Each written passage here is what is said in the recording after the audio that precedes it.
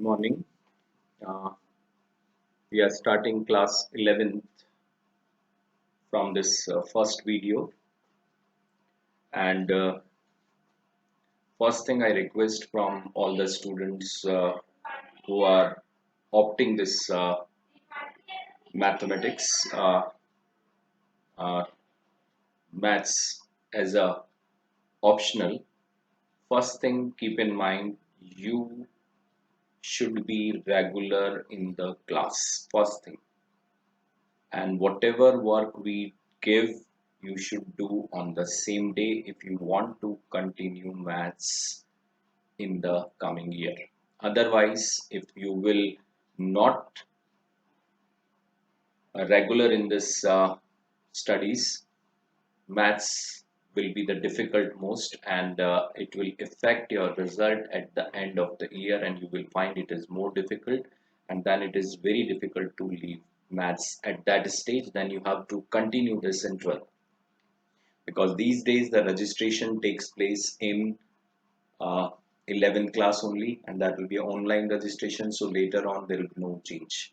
So when we are taking these classes, please check whether you can cope up with this maths or no, and when the school reopens you just take your decision. So these classes we are just giving to you just to feel what maths have in 11th class. So whatever videos I'm sharing with you, you should go through thoroughly to it. Take your books, either you take NCRT or RD Sharma, whatever book you follow, you take that, and then study and find out, is it interesting for you? It is your is a cup of tea for you or no? That you should identify. So that things, all the things you should keep in mind, and when school reopens, take your proper decision. So this is a blessing in disguise for you, that you are getting some initial classes before finalizing your result or finalizing your optional subjects. So here in that first topic I'm taking sets, and in that first thing, what is the definition of it, we should find out. Definition of this sets only says that it is the collection of well-defined objects. Sets is nothing but collection. It is collection of well-defined objects.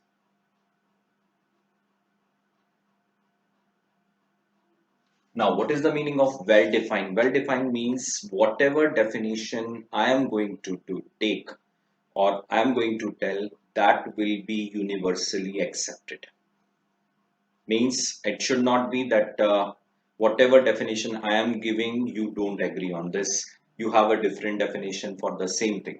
That should not be there, then it will not be well defined. For example, if I say you write down a collection of vowels of English alphabet. When I say vowels of English alphabet, either I will say or you will say the alphabet are not going to change. It will remain A, E, I, O, U.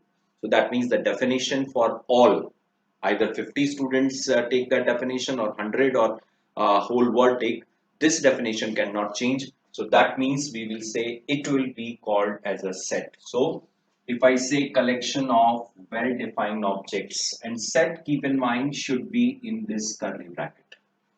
This bracket we will be using for set, and whatever the elements are there, that we will write in this set. And all the elements, one is A, then comma E, then comma I, then comma O, and then U. This will be called as set, and this set will be denoted by capital A. So capital A represent the set of all the vowels of English alphabet. Another example I'll take, set of prime numbers less than 11. This definition will be again universally accepted definition. Everyone will write the same thing. Let the and this is capital A, capital B. This will be the representation for your sets. So capital A is here, capital B is here, and now the prime numbers are, first will be 2, then it's come 3, then comes 5, then comes 7. 11 will not be taken because less than 11 I'm saying. So B is 2, 3, 5, 7. So this is another set we have. But if I say you write down the set or collection, first I'll say collection and then we'll say it is set or not. Collection of first best players in cricket. In cricket.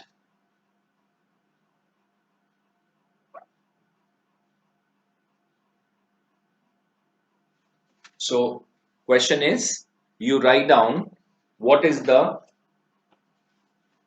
collection of first first 10 players, sorry, collection of first 10 best players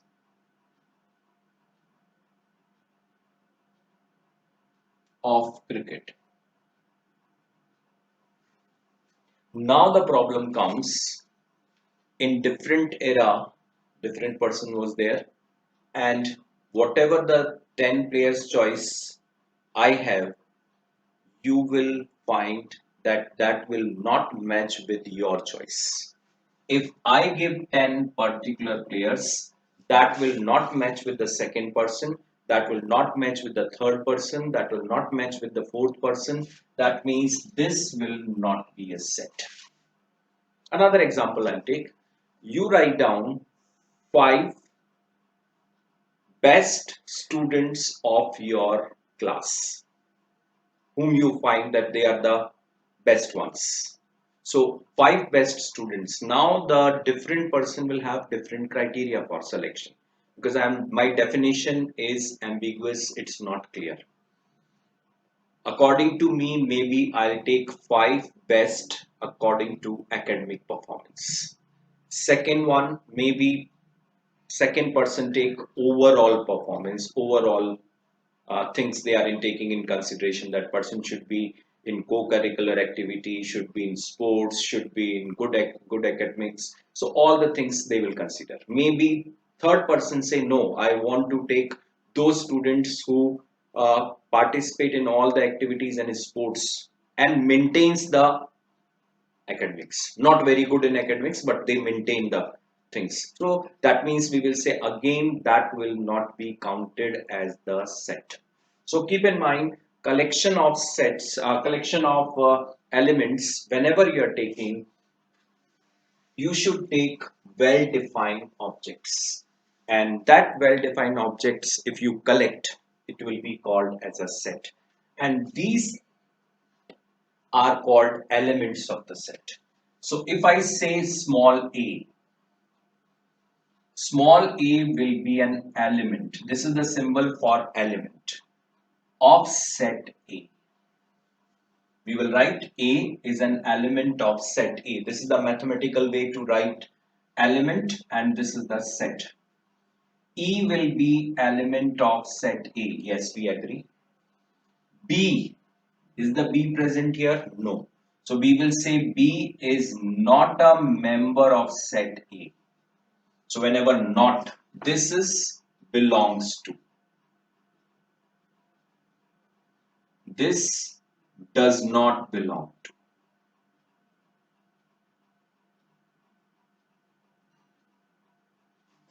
So B does not belongs to set A. So keep in mind, these are the elements. Whatever inside you are writing, they are the elements, and this is the set. So element belong to the set or not, you can go according to that. And this is the way of writing. A is an element of A, E is an element of A, B is not an element of A.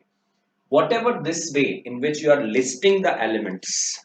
Now we are taking this representation. Now we are coming on the second topic I'm taking, representation of sets.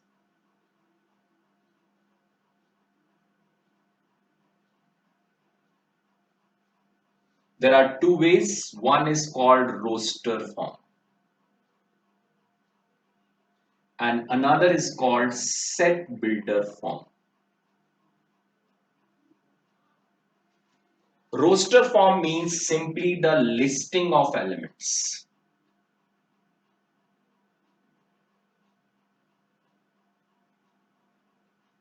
We are listing the element. This is the list of elements. And here in set builder form, we are not listing the element, only the property or the definition will be taken in consideration. Here we will take only the definition in consideration. If I want to say you write down this in set builder form, what I will do, A is here X. X is some number or some member of this set. Where what is X? X is vowel of English alphabet. Okay. Same way we have done one more example was there 2, 3, 5 and 7. This was there. Then that B set, if you write, it will be X, where X is a prime number.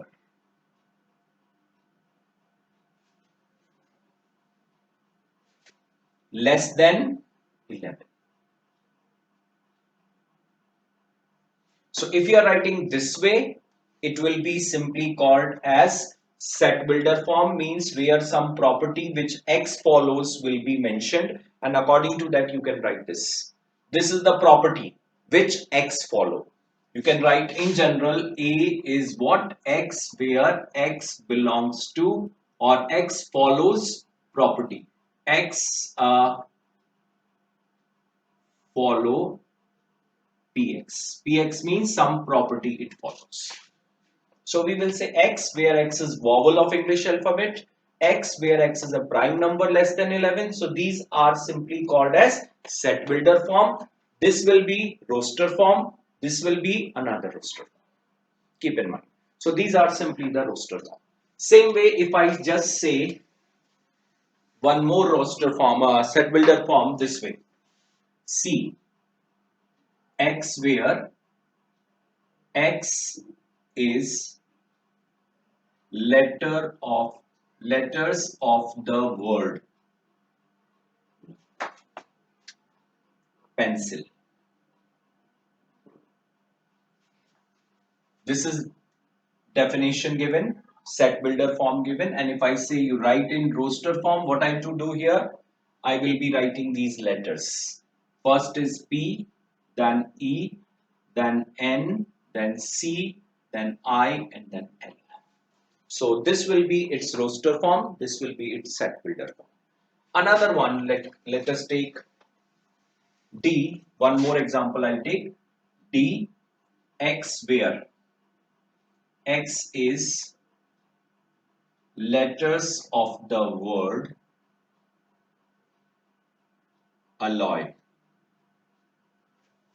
Now when you say this, what it will come? First letter is A, another is L. Now here one more thing you should keep in mind, L is repeated. So we will be taking that only once. So A, L, only one time. If the elements are repeated, don't repeat them, only write once. A, L, O and Y. This will be the roster form. So in roster form, we are not going to repeat the elements, that you should keep in mind. This is the roster form. This is the set builder form. Next video, I'll just take more things further, some more example on this, and then further set theory.